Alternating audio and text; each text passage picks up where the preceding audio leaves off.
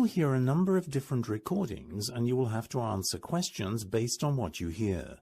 There will be time for you to read the instructions and questions, and you will have a chance to check your work. All the recordings will be played once only. The test is in 4 sections. At the end of the test, you will be given 10 minutes to transfer your answers to the answer sheet. Now turn to Section 1. Section 1. You will hear part of a telephone conversation between a job seeker and a recruitment agent. First, you have some time to look at questions 1 to 6.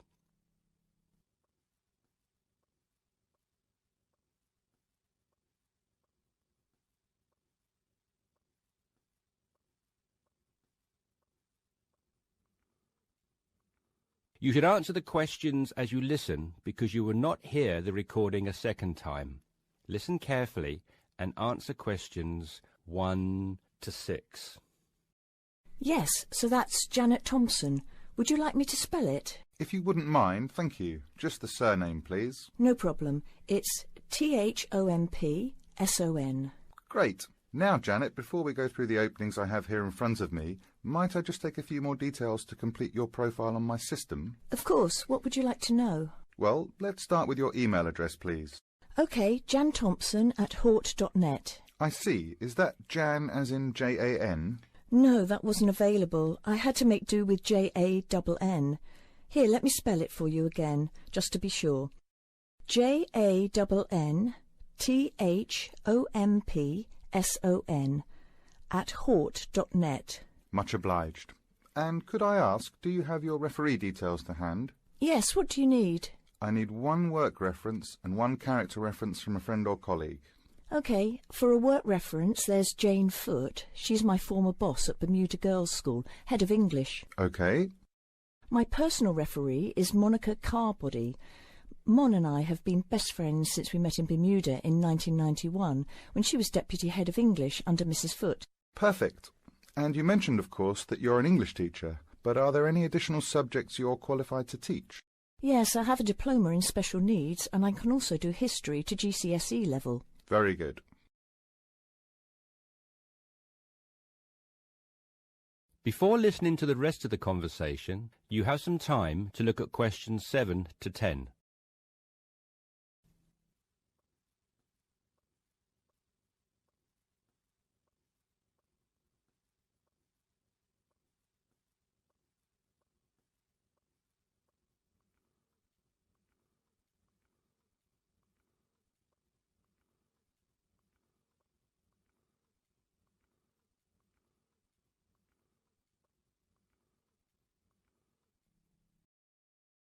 Now listen and answer questions 7 to 10.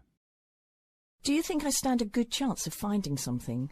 Oh, better than good. In fact, we have some positions we can offer you today. You see, it's not so difficult to find a temporary role. Tell you the truth, there are plenty of them around, but getting a permanent position will prove a little more trying, though. Would you be prepared to take up a position short-term? Of course, anything that pays. Excellent. Well, there are 3 positions that I can offer you right now. The first is a teacher of English in LaSalle School. I'm sure you know it, right in the city centre. Yes, near where I live, actually. Even better.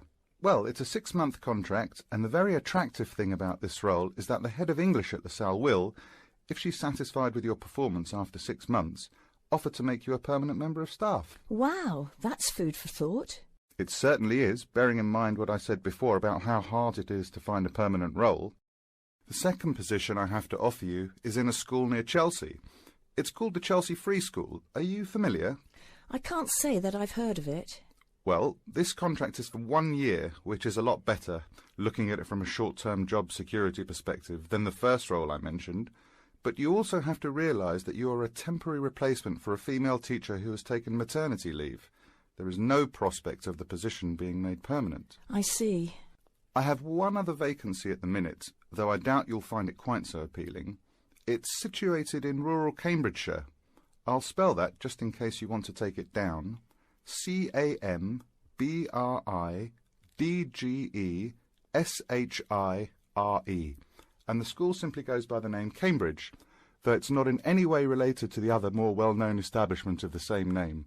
I was just going to ask that. What a lovely location, though, eh? Yes, but there's a catch. It's only a 6-week contract to cover for someone on extended sick leave. I see. Well, I guess that's ruled out then. What sort of salary can I... That's the end of section 1. You have half a minute to check your answers.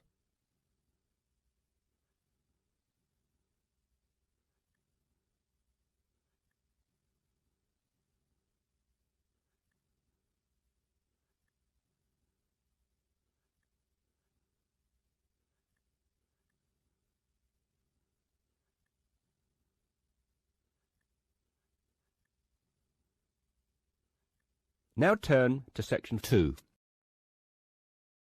Section 2. You will hear a flight attendant talking to passengers on an airplane. First, you will have time to look at questions 11 to 15.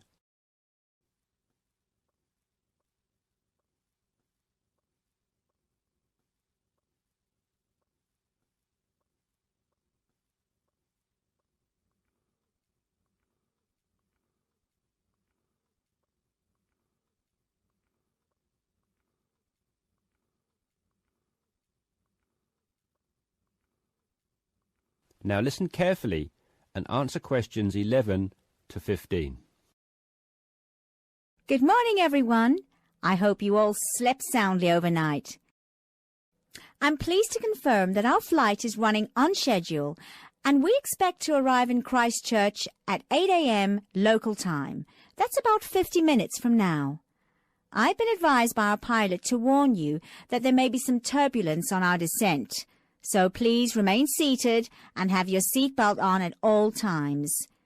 As you may have heard, a fairly severe tropical depression is headed for New Zealand and in fact is reaching the west coast of the South Island as we speak. Thankfully, we are landing on the east coast, where the weather is still relatively good. Wind speeds are steady at around 15 miles per hour and the sky is generally overcast, though the sun may creep out from time to time as the morning progresses. That said, when the storm reaches this afternoon, conditions will deteriorate rather quickly. Please exercise extreme caution if you're travelling anywhere on the island today. As I said, the storm has already made landfall on the west-northwest coast, and we're getting reports of high seas and very strong winds of around 75 miles per hour, with gusts up to 110 in Collingwood. Heavy and thundery rainfall is also being reported there. The Southern Alps are experiencing severe blizzard conditions, and there is a virtual whiteout on the roads. There are accumulations of up to 3 foot of snow already, so please, under no circumstances, be tempted to take the mountain road from Christchurch to Bluff. Use the coastal route for the entire journey if you must go down south. Over in the west, in Hokitika, and the southwest, in Milford, conditions are bad with heavy rain, high winds, and high seas. In fact, several tornadoes were reported in Hokitika and also in Lewis, which is slightly further inland.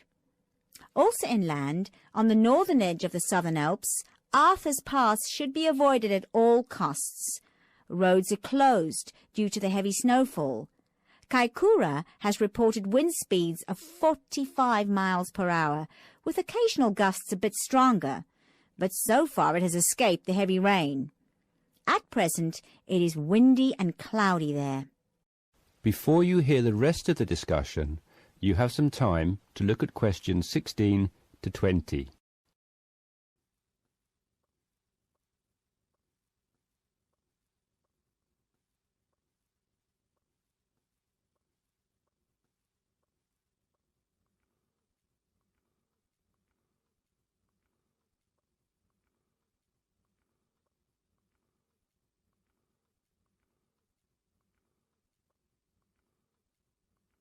Now listen and answer questions 16 to 20. Hello again, ladies and gentlemen. We should be landing in approximately 10 minutes' time. Just an update for you on the weather conditions in and around Christchurch. We expect the storm to reach us by approximately 1 p.m. Town officials are closing all roads out of town as conditions are simply going to be too dangerous, with the risk of falling trees and flying debris too high.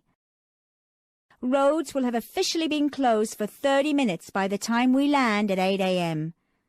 Passengers whose travel plans did not entail an overnight stay in Christchurch, we would like to extend our apologies to you on behalf of the Christchurch Town Council for the inconvenience caused. However, it is in the interest of safety that these steps have been taken. Those of you without accommodation should go straight to our customer service desk at the airport, where a council official will be waiting to take you to temporary shelters in the town. Those of you who are staying in Christchurch should go to your hotel and follow the instructions of staff there. It may yet be necessary to evacuate you down to the shelters as well. This decision will be made by hotel staff who are monitoring the situation very carefully. The storm has made a direct hit on the island. The storm eye is expected to arrive in Christchurch at about 4 p.m., after which a brief period of calm will be experienced. The western wall of the storm will then hit at approximately 4:30, and the extreme winds and heavy rain should have improved by about 7 p.m. All roads will be reopened from 9 p.m. onwards. However, we're advising people to refrain from driving unless absolutely necessary, as conditions will be extremely hazardous with a risk of flooding everywhere. Flash flooding is a real danger for the valley towns of the south in particular, as mountain rivers and tributaries have already swelled to record levels. High winds have already caused massive power cuts in West Coast towns, and a string of major tornadoes have caused havoc across the Midlands. If at all possible, stay in Christchurch until tomorrow morning, when the clean-up will begin. And, above all, stay safe. That's the end of section 2. You have half a minute to check your answers.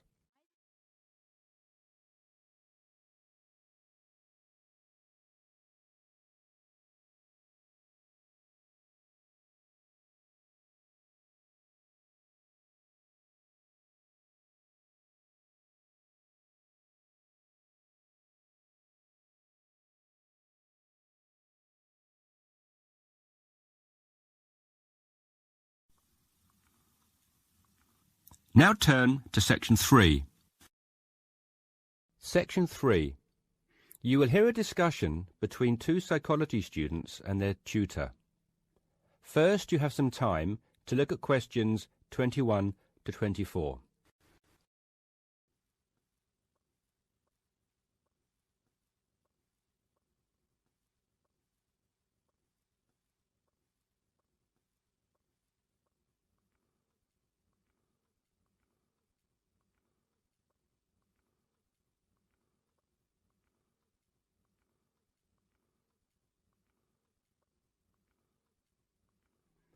Now listen carefully and answer questions 21 to 24. So, how did you find the lecture yesterday? Reasonably interesting, but he sort of rushed through Maslow's work, which, considering it's been covered before, is fine for everyone else except me, who missed the last lesson. Why don't you fill him in then, Tina? Me? Oh, OK. Well, basically, it's simple enough. We all have certain needs, and what Maslow did was group them into categories. Depending on how successful your life has been or what stage of life you are at, your needs change and you shift from one of Maslow's categories into another. First, there's your basic needs. Physiological needs, the professor said. Is that right? Very good. These needs are pretty obvious. They're our most basic ones. Things every human needs to survive and function, like air, water, food, clothing and shelter. It's not rocket science, this bit. Maslow just points out that until we have satisfied those basic needs, our desires don't evolve into anything more complex, and we don't seek any greater form of fulfillment. Isn't that a bit irrelevant today? Not really. Millions of people in the developing world are still fighting to fulfill these needs, fighting for their very lives every day. Good point. So anyway, Maslow represented what he called his hierarchy of needs on a pyramid, or, in 2D, a triangle. With physiological being at the base, presumably. Yes, it's obvious, isn't it? What's at the other end of the spectrum, then? Well, to be at the pinnacle, you've got to have mastered the other levels of need. Then you are in the self-actualization zone. This is a place where you are very at one with yourself and looking to make the absolute most of your skills, talent and potential. You can only focus on maximising these, though, of course, if, as Maslow reminds us, you're fulfilled in every other sense. And what are these in-between levels, then? Well, after you've found food and water and shelter and so on, the next step is to fulfil your safety requirements. Safety does not just mean your physical safety, though. That's far too simplistic. It's also about your emotional safety, your job security and so on. And let me guess, after that it's the need for esteem. No, Maslow reasoned that after your physiological and safety needs are fulfilled, the next most urgent requirement is for friendship, intimacy, companionship and so on. You know, on an emotional level, building a family, having relationships, etc. Only then, after you have found a sense of belonging, does the need for esteem take precedence, he argues. Presumably that's the need to feel accepted and valued. Yes, but more on that later. Do you feel more comfortable now? Yes. Thank you both. Before you hear the rest of the discussion, you have some time to look at questions 25 to 30.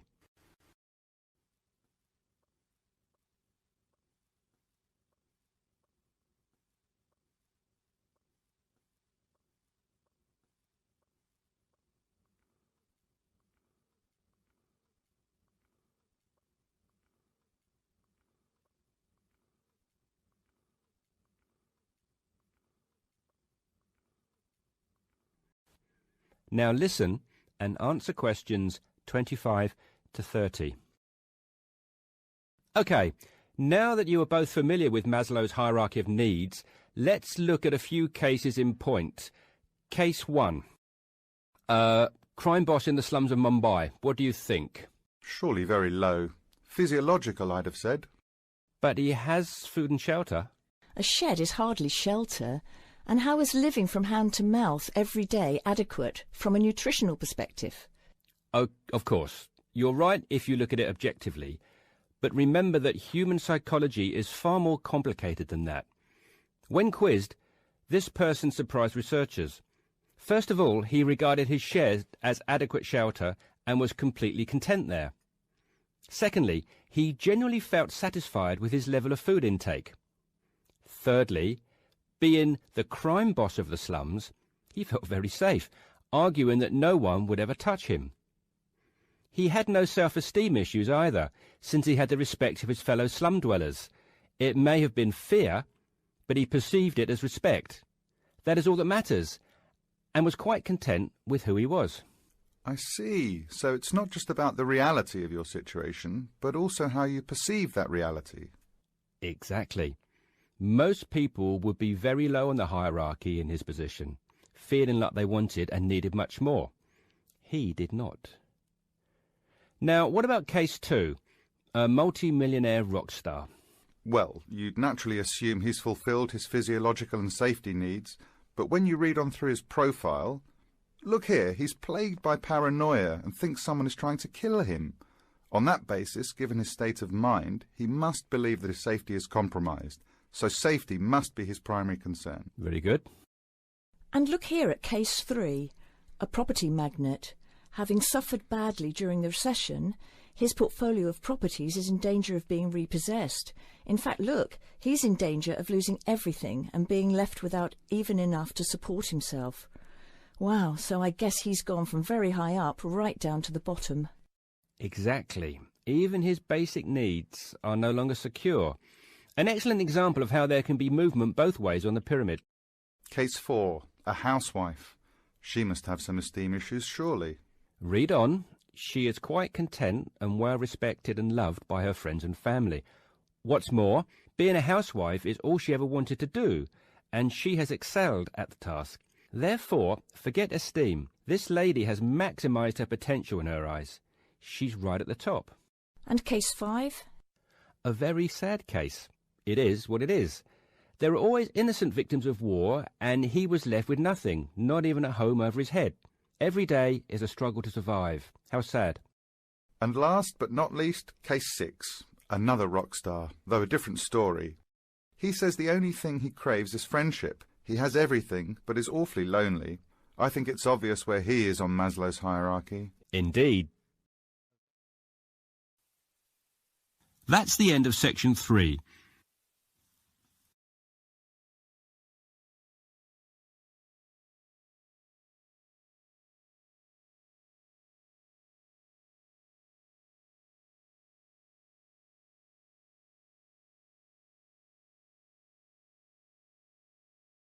Now turn to section 4.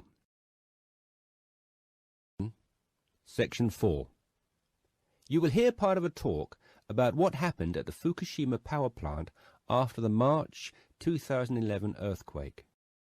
First, you have some time to look at questions 31 to 36.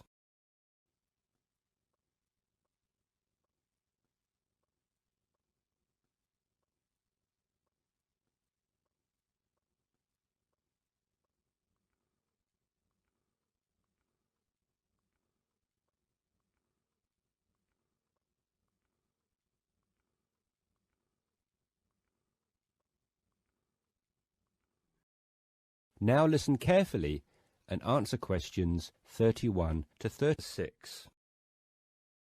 To really understand what went on at Fukushima after the tragedy, which was the March the 11th tsunami, I'm going to have to give you a brief introduction to nuclear power and an insight into how a nuclear power plant like Fukushima functions.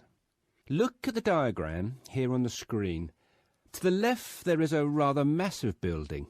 This is known as the containment building, and it is, safety-wise, the most fundamental aspect of a nuclear power plant.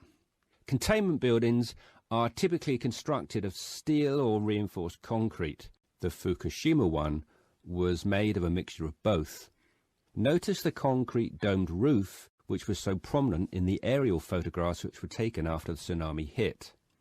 The containment building is, of course, always completely airtight to prevent leakage of radioactive material in the event of a malfunction or failure of plant systems. It should also be natural disaster proof, and Fukushima's was, given the regularity with which they occur in Japan, able to withstand huge magnitude earthquakes. It also withstood the giant tsunami which struck.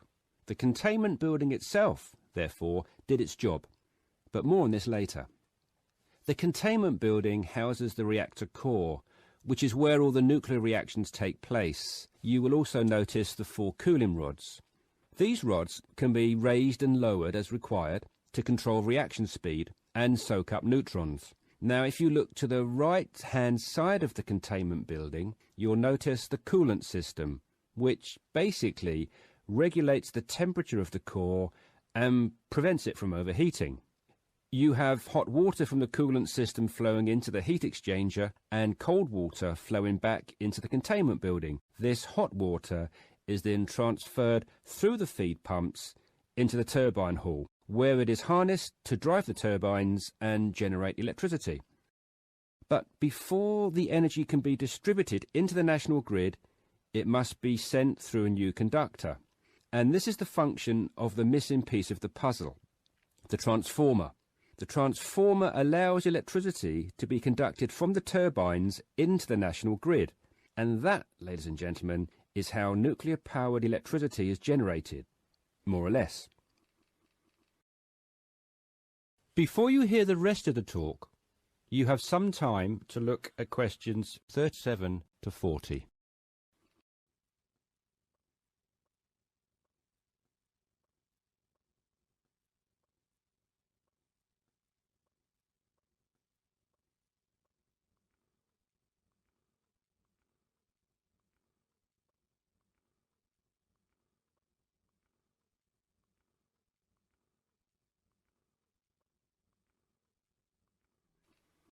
Now listen carefully and answer questions 37 to 40.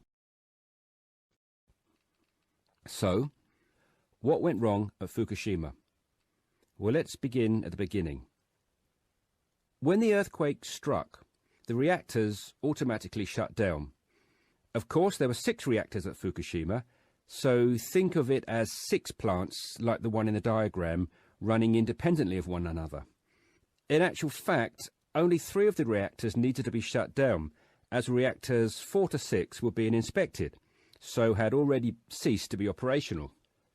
When the reactors shut down, no more electricity was being produced, so a new source of power was needed to run the cooling systems and prevent the reactor core from overheating.